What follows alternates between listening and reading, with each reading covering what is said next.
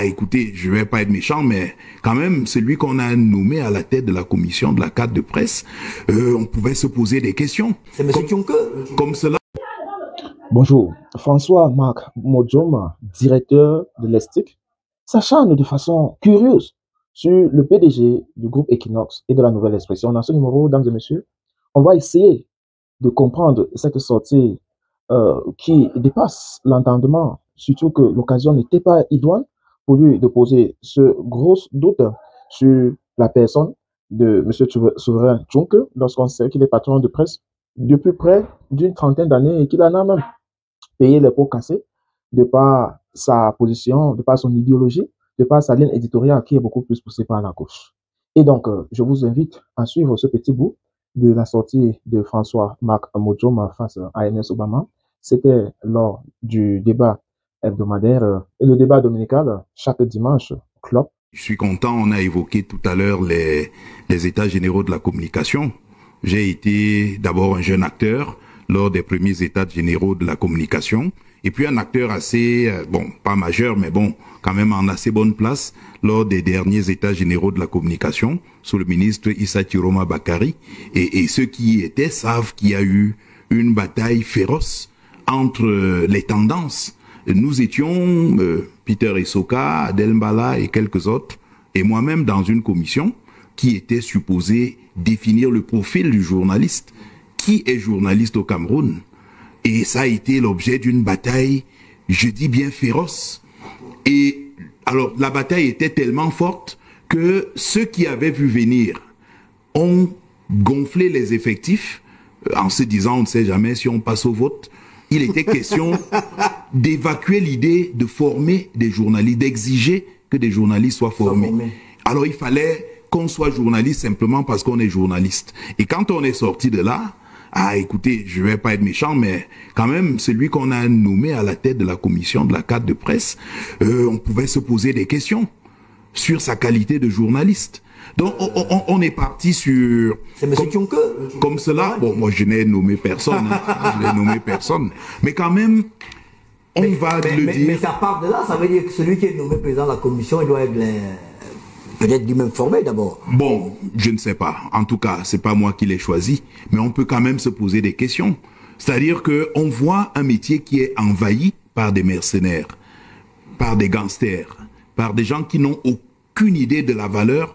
Sur ce plateau, eh bien, concentrons-nous essentiellement sur ce que peut cacher ce genre de sortie. D'abord, il faut signaler, pour le regretter, qu'il y a une véritable crise de gouvernance au Cameroun, où les institutions et l'ordre établi est violé systématiquement, souvent par des personnes très mal connues sur la scène d'opinion.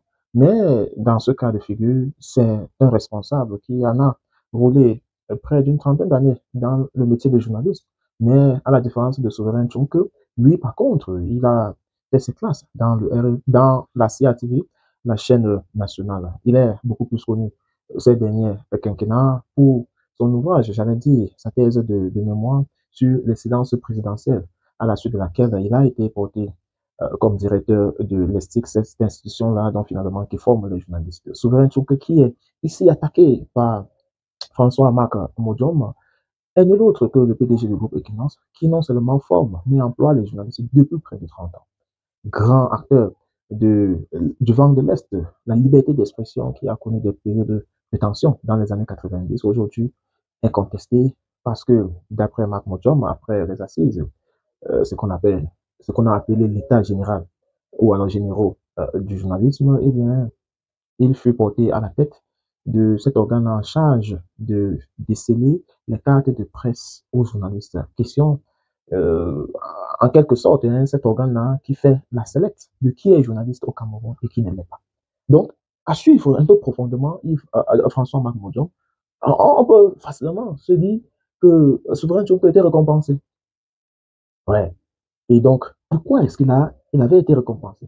Est-ce qu'il avait été récompensé? Pourquoi est-ce qu'il devait être récompensé?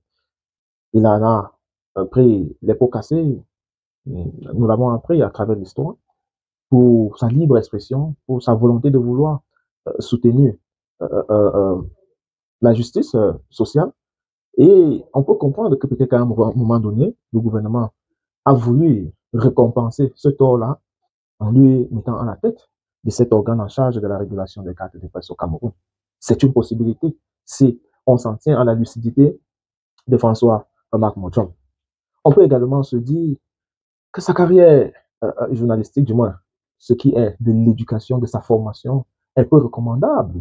Je ne sais pas comparer à qui, hein, c'est ce que Yves ne nous dit pas. Et même avec l'étonnement de NS Obama, il refuse d'entrer dans cette profondeur-là. Et cela nous amène naturellement sur le deuxième plan de notre analyse, qui est nul autre que des tentations de discréditer les voix des organes, des institutions qui semblent être encore crédibles aux yeux des Camerounais dans un tourbillon euh, euh, euh, frappé de corruption ou encore de xénophobie. Et donc, après le préfet Emmanuel Vogo du Vaury qui semble exécuter les ordres du ministre de l'administration territoriale Paul Atanganji à la fermeture ou alors la suspension pendant une période de 3 mois du réseau pour les droits de l'homme en Afrique centrale, le REDAC. Et alors que nous sommes encore en plein tourbillon, cette semaine d'ailleurs, ça a beaucoup fait les choux gras de la presse. Et voilà encore un autre acteur pro de la droite qui attaque véritablement de façon sensationnelle un acteur aussi hautement crédité dans la gauche. On ne peut ne pas faire de lien rapide avec les élections présidentielles de 2025. Est-ce qu'on est là en pleine campagne présidentielle où il faut tout faire pour discréditer ceux qui semblent encore, aux yeux de l'opinion, comme des personnes détenant la vérité, donc à qui il faudrait suivre religieusement? Il me semble naturellement que, vu que dans cette même année, Equinox a été frappé plus d'une fois par des sanctions, par des regards méprisants, nous n'avons pas oublié cette visite du patron du CMC dans les locaux d'Equinox, qui n'a même pas duré une demi-quart de minute, qui va vite fait de sortir en disant qu'il était mal accueilli, ou encore l'émission Droit de réponse, qui est également dominicale chaque dimanche, qui s'est vu suspendu, et son journaliste vedette, Duval Fangois. Voilà des faits qui montrent que, à Providence, il y a eu tentation de fermer la Maison Bleue, de Douala d'Equinox, et que cette tentation-là n'est pas arrivée à sa fin, parce que nous nous approchons de 2025, je vous laisse déjà sonder, et le pouvoir n'étant pas très sûr de se maintenir, parce que, voilà, il se pose des questions de la candidature, est-ce que le vieux devrait se représenter, ou alors il devrait aller se reposer lui-même. Il a laissé planer cette doute-là, et nous y sommes. Il faut également rappeler qu'à la veille des élections, le plus souvent, on a comme ça des acteurs isolés, on les appelle des prophètes de la dernière heure qui montent et cherchent à voler la vedette à ceux qui en ont travaillé. Partant de la crise anglophone, à travers les crises de route, les crises financières, la gabegie financière, Equinox a toujours été au centre de tous ces tourments-là. Aujourd'hui, attaquer son patron, c'est attaquer la maison. Et donc, voilà pourquoi on a vite fait le lien entre ce qui se passe précédemment entre Minat et le Renat, et maintenant, voilà, un autre front de tension qui s'ouvre entre les stickers et Equinox. À quoi ressemble le lendemain politique?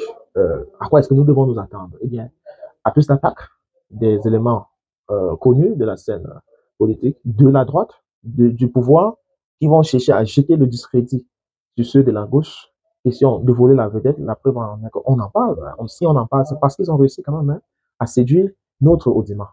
Donc, c'est ça l'objectif, occuper l'espace médiatique, se rendre utile, voilà, exister.